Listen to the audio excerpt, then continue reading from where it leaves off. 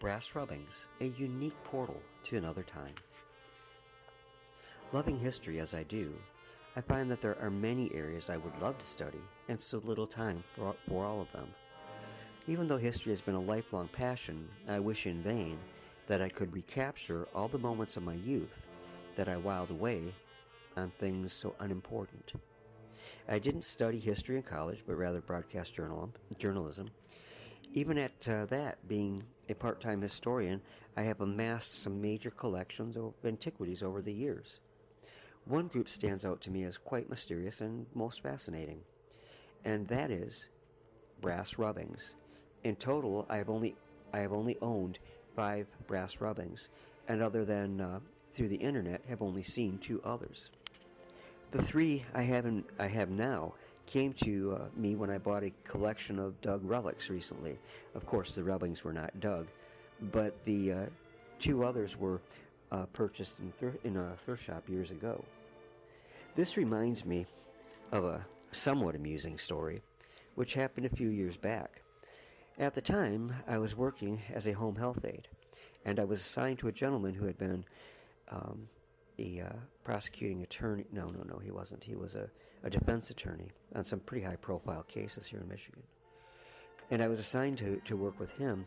Um, he, but the problem is he was totally disabled from a horrible stroke.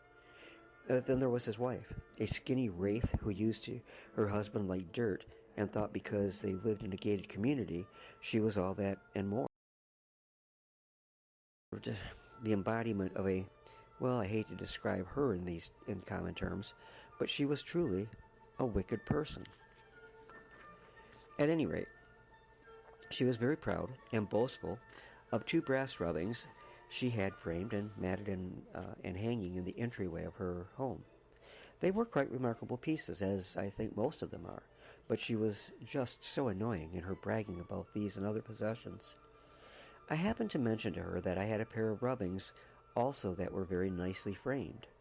Of course, she went on a tirade about why hers were originals and mine were not. In fact, she boasted that she actually knew the gentleman that did her rubbings and thus knew hers were original and mine just were not.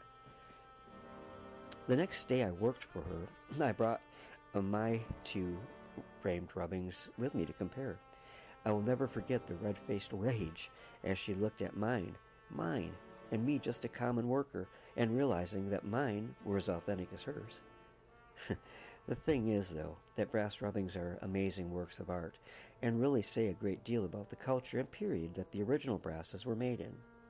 Originally, the rubbings were largely a British enthusiasm. For those who are not so well acquainted with brass rubbings, they were reproduced on paper. Commemorative brasses, which were found in churches between the 13th and 16th centuries, were the subject of most of these. I believe the 3 currently housed in my collection the original brass itself hailed from the 1500s, while the actual rubbings probably were done a couple decades ago. Brass rubbings are created by laying a sheet of paper on top of a brass. Actually, it's called a laton, an alloy of brass and nickel, and rubbing the paper with graphite, wax, or chalk, a process similar to the rubbing of a pencil over a piece of paper placed on top of a coin. In the old days, rubbings were most commonly made using the equivalent of what we would call butcher's paper. And it was laid down over the brass and then rubbed with a heel ball, a waxy glob of black crayon once used to shine shoes. But now most brass rubbers purchase special paper rolls of heavy-duty black, velvety material, and the crayons are of silver and gold. And often now, you can no longer rub the original brasses since they were being worn away by the rubbing process and the lack of care of some individuals. Brass rubbing centers have actually appeared around the UK, and where you can go and you can actually take part in these rubbings. But replicas are not and they are replicas that you do, but replicas are not of the same scale as the originals. Now, this art form has been practiced somewhat here in the United States, on the East Coast, in the very old cemeteries from America's founding days, the United States founding days. But here in Michigan, I'm going to show you a number of rubbings that I did on stone tombstones, and it was the same process as used to do these brass rubbings.